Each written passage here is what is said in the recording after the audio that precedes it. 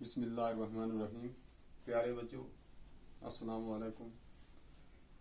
Class second, subject math, question number 1, right numbers in ascending order.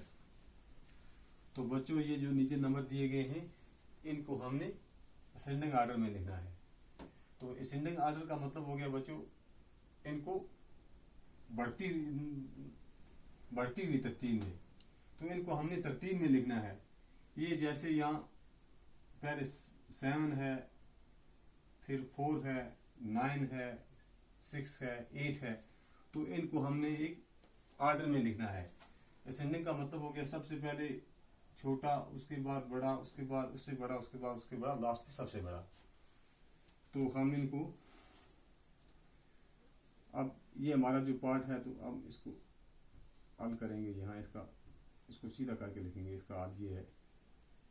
तो इनमें सबसे जो छोटा है वो 4 है। उसके बाद 6 है। 6 के बाद 7 है। 7 के बाद 8 और लास्ट में 9। तो बच्चों, ये जब ये इनको पहले यहाँ लिखा था तो उस वक्त ये तरतीब में नहीं थे। अब ये सबसे छोटा 4, उससे बड़ा 6, उससे बड़ा 7, उससे बड़ा 8, उससे बड़ा 9। अब इसका ये दूसरा पार्ट आ गया।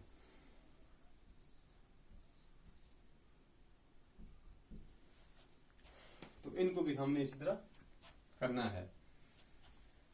सबसे छोटा जो है हमारे पास है 2, उससे बड़ा 3, 3 के बाद 5, 5 के बाद 6, 6 के बाद 7। अब आ गया जी बच्चों इसका तीसरा पार्ट। तीसरा पार्ट